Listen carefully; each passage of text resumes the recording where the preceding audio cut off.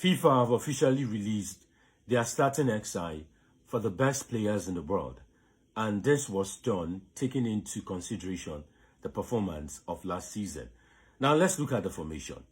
You've got a 3-4-3 formation. First off, I have a problem with this formation. How many football clubs in the world use this formation? So if you're playing a back three, it means you are trying to squeeze someone that is not supposed to be in this lineup, in this starting XI, in here. You're trying to squeeze someone into this formation. But then we'll get into that later.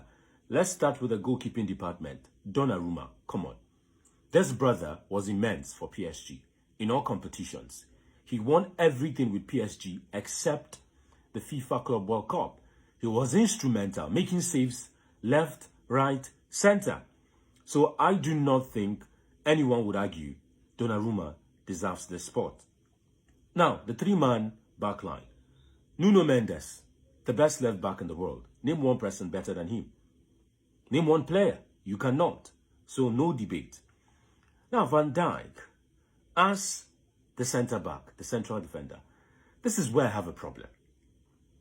If you're using a back three and you're saying Van Dijk is your central defender, are you trying to tell me that Van Dijk last season was a better defender than Pacho? PSG's Pacho, who won everything for PSG except the FIFA Club World Cup. Is that what you're telling me? Are you trying to tell me that Van Dijk was a better defender than Marquinhos, who also plays for PSG? Is that what you are telling me? Van Dijk that is not even the best defender in the Premier League last season. But then, let's put him here because it's Van Dijk. I do not agree with this one. Now, Hakimi, nothing to be said here. Nothing. Absolutely fantastic footballer. Now, let's go to the midfield. Jude Bellingham. What is this guy doing here? Look, I like Jude Bellingham, yeah? And if you're talking about the Jude Bellingham of 2 seasons ago, definitely. But Jude Bellingham of last season was absolutely woeful. Absolutely woeful. Jude Bellingham should not be here. Quality player, but last season, nah, there is nothing Jude Bellingham did that should earn him this spot. So Jude Bellingham last season is better than Fabian Ruiz.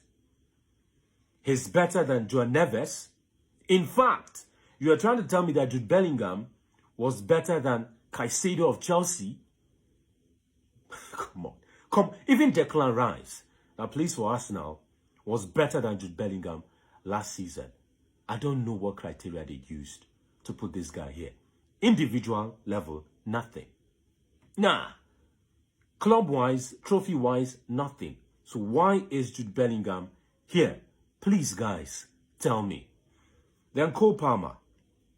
Look, I might understand that Cole Palmer won, the FIFA Club World Cup with Chelsea. He won the Conference League. But then Cole Palmer's season wasn't that awesome, really. There was a time when nothing was coming from this guy. And then towards the end of the season, we saw him again. Does he deserve to be here?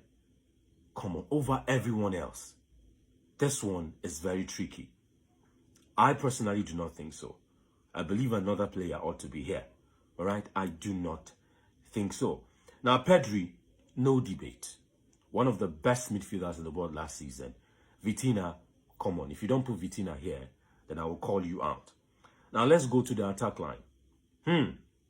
Dembele, Ballon d'Or winner. He can play both wings. So, yes, I would have him on the left wing. Kylian Mbappe, on an individual level, I keep saying this. If not that Real Madrid won nothing, Kylian Mbappe would have been the top contender for the Ballon d'Or. Such individual numbers should not be ignored. So, I will take Kylian Mbappe here. All right? Now, Lamine Yamal. Now, this is where I have a problem with Barcelona. The way they've pushed this Lamine Yamal guy, I'm not saying the guy is not great. He is a prodigy. Fantastic. But you can't tell me that Lamine Yamal was more instrumental to Barcelona than Raphinha. You can't tell me that last season, Lamine Yamal was a better player than Raphinha. Check the numbers. If you take away Raphinha's contribution from Barcelona, Barcelona would not have even won the La Liga. They would not have made it to the semi-finals of the Champions League. But you want to push an agenda. Lamine Yamal is more marketable, so they are pushing this guy. And this has cost Raphinha a spot here. If you keep Raphinha of last season, you keep Lamine Yamal, there is no way, productivity-wise, that I will not take Raphinha. So I think a great injustice has been done to Raphinha here. We owe this guy an apology. Well, not me, because I will not make this list. Whoever constructed this list owes Raphinha an apology. Barcelona, too, for not giving this guy enough PR, owe Raphinha an apology. So that's my analysis on the FIFA World XI. What do you think? What changes would you make to this list?